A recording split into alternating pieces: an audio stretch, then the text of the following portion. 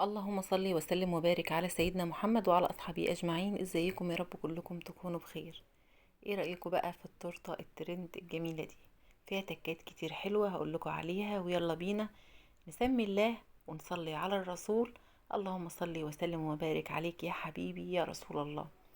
طبعا يا بنات، اول حاجه كده انا خابزه هنا ده نص كيلو دقيق سبونج.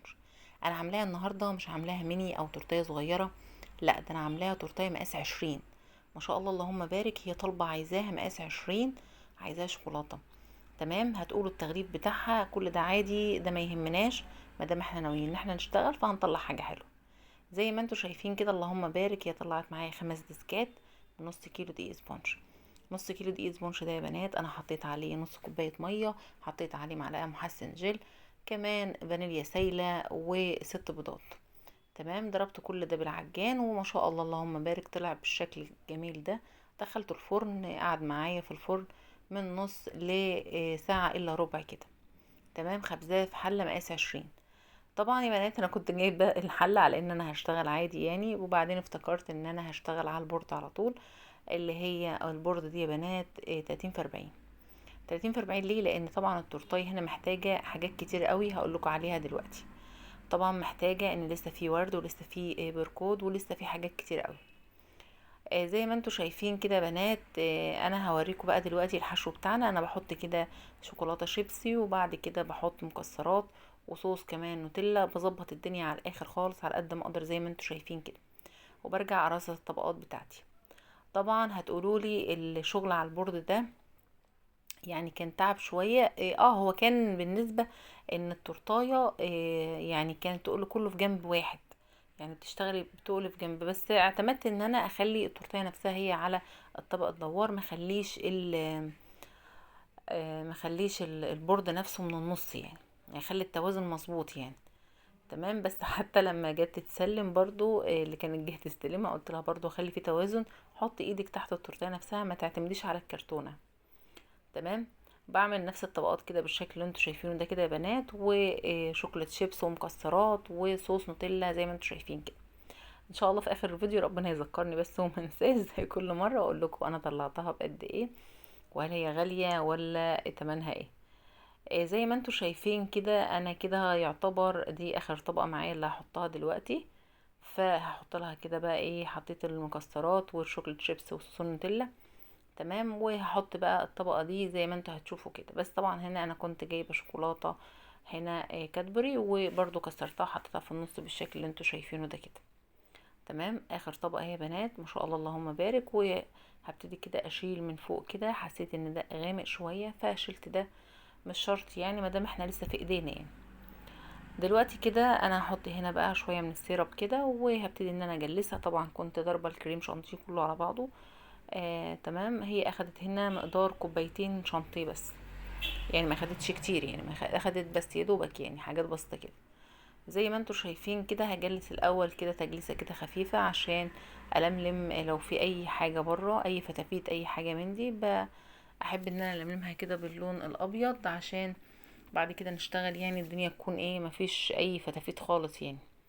زي ما انتوا تقدري بقى ان انت في الحاله دي تدخليها التلاجة شويه، حابه ان انت تدخليها دخليها، مش حابه ده شيء بيرجع لك انت يعني.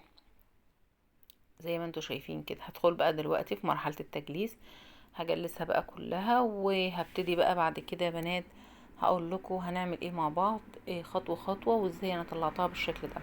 طبعا اهم حاجه الكريم شانتيه يكون بتاعك مظبوط يعني قوامه حلو. زي ما انتوا شايفين كده ما شاء الله اللهم بارك، الشانتيه حلو ومظبوط. وقبل كده اتسالت قد ايه بتحطي ميه على الشانتيه، قلت لكم مش كل الانواع زي بعضها، في كذا نوع وكذا نوع بياخد، مش كل نوع بياخد نفس الميه بتاعه النوع التاني، يعني كل نوع مختلف غير التاني.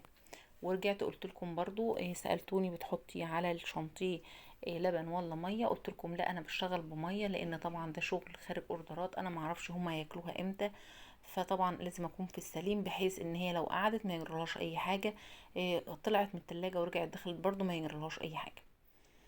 زي ما انتوا شايفين كده انا بجلس التورتايه بالشكل اللي انتوا شايفينه ده كده. تمام، وطبعا يا بنات هي هنا متزوقه بقلوب حمراء، القلوب الحمراء دي معموله من عجينه السكر اللي لونها احمر. وبقطعها قطعة قلوب كده لونها حمراء، قطعت بيها. وبعد كده سبتهم بره شوية ينشفوا، اللي انا هحطهم دلوقتي. انا هنا دلوقتي في مرحلة التجليس زي ما انتوا شايفين، وقد ايه بجد التورتيه دي تعبتني جدا في التجليس بتاعها، بس الحمد لله طلعت في الاخر زي ما انا عايزة، وشكلها طلع جميل جدا زي ما انتوا هتشوفوا دلوقتي معايا. بجلس كده التورتايه بحيث ان انا ايه يعني، بحيث اخلي التجليس بتاعها كويس الى نوعا ما يعني. بس طبعا زي ما انتم ملاحظين ان البورد مضايقني، يعني البوردة مضايقاني كل ما اجي الف كده بحيث ان انا اظبط ايدي، البورد مش مساعدني يعني. البورد عشان البورد كبير بالشكل ده شايفين مش مساعد يعني. بس الحمد لله رب العالمين في الاخر قدرت ان انا اجلسها زي ما انا عايزة، واطلعها بالشكل كويس قوي اللي انتوا شفتوه. طبعا مش قادرة اوصف لكم فرحة صاحبة التورتايه، وان هي طلعت زي ما هي عايزة بالظبط. كانت ايه بالنسبة لي يعني، انا كنت فرحانة جدا ان هي طلعت بنفس الشكل اللي هي عايزاه وعجبها قوي، فكنت مبسوطة من ده جدا يعني. زي ما انتوا شايفين كده كده خلاص بقى التجليس بتاعنا خلاص. انا بقى ببتدي بقى ايه اشيل اي زيادات. ببتدي كده ان انا اخد البورد بتاعي، ابتدي ان انا امسحها كويس، وبعد ما مسحتها ابتديت ان انا اعمل الروزيتات. فطبعا هي كانت جايبالي الديزاين او الشكل اللي انا هشتغل عليه، فاشتغلت بيه وجهزته بنفس الشكل بالظبط بنفس التب. عملت كل اللي هي عايزاه، وطبعا كنت قصة التوبرز عندي وكان جاهز. وطبعا ده كان على ان هي هتستلم مني بعد المغرب، فالحمد لله رب العالمين ربنا يسر الامر وخلصتها لها، يعني كانت طلبها مني قبلها بيومين. زي ما انتوا شايفين كده حبايبي، هاخدها بقى كده دلوقتي. وكنت عايزه ادخلها التلاجة، بس قلت لا انا هخلصها بقى مره واحده مادام حاجتها كلها جاهزه وخلصانه، انا هجهزها يعني هخلصها. ابتديت كده ان انا الزق القلوب، بس هنا ما حطيتش على القلوب شوكولاته، انا لزقت القلوب على طول لان هي ماشيه على طول مش هتقعد معايا. طبعا لو هي هتقعد معاكي كتير او هتدخل التلاجة تاني، يستحسن ان انتي تحطي تحت عجينه السكر دي شوكولاته بيضه. الشوكولاته بتعمل ماده عازله بين الشانتيه وبين عجينه السكر، فما بتتحركش اصلا من مكانها، بتكون ثابته وبيكون شكلها كويس. هنا بقى استعنا ببنتي، كانت قالت لي يا ماما بس القلوب حاسه ان هي تتحرك شويه، بحيث ان احنا نزقها كده جوه شويه. هنا زي ما انتوا شايفين كده انا جبت الورقه اللي انا كنت عامله منها دي زي ظرف كده يا بنات، عملتها. طبعا التوبرز قصيته، وبعد ما قصيته عملته زي ما انتوا شايفين بالشكل ده كده.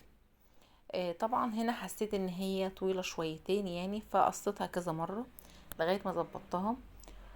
طبعا يا بنات الظرف ده انا عاملاه على ايدي، يعني مش عاملاه يعني انا جايبه التوبرز وانا قصيت الظرف وعملته. ان شاء الله في فيديو جاي باذن الله يعني قريب ان شاء الله اعمل لكم فيديو واقول لكم انا قصيتها ازاي وعملتها ازاي. هي زي ظرف كده يا بنات، يعني زي الظرف بالظبط، كانك بتعيني حاجه في ظرف يعني. فانا عملته، وهنا برضو كنت ثبت الورد. تمام، وهنا ده الظرف انا برضو قصيته وهلزقه. كل ده حاجات هتتلزق على التوبرز. هنا التاريخ النتيجة والبركود اللي هو الأغنية اللي هي مختاراها. تمام، زي ما انتوا شايفين كده بلزق كل ده بريد. شايفين هي الرسالة، هي بعتلي الديزاين ان هي عايزة كده الرسالة تتفتح تتفتح كده من البريد، والبركود كده محطوط في قلب. وهنا كمان النتيجة بتاعتها زي ما انتوا شايفين كانت طالبة الشكل ده كده بالظبط.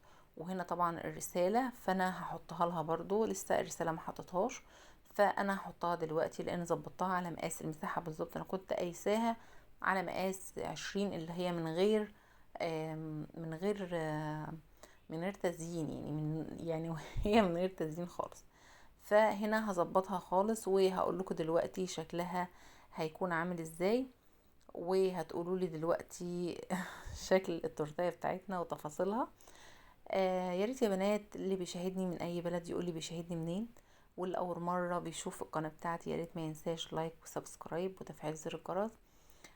حتى هنا يا بنات من لفه الطبقه الدوار وان البورد مش قد يعني البورد كبير والتورتيه في جنب الطبق لف، فانا حطيتها كمان غلط يعني، فرجعت لفيتها تاني. فهنا انا بوريكم الشكل النهائي للتورتيه، ما شاء الله اللهم بارك شكلها حلو قوي. ما شاء الله يعني، بجد بجد شكلها تحفة، وكان في الطبيعة بجد احلى من كده، وعجبت صاحبتها جدا ان هي طلعت نفس الشكل.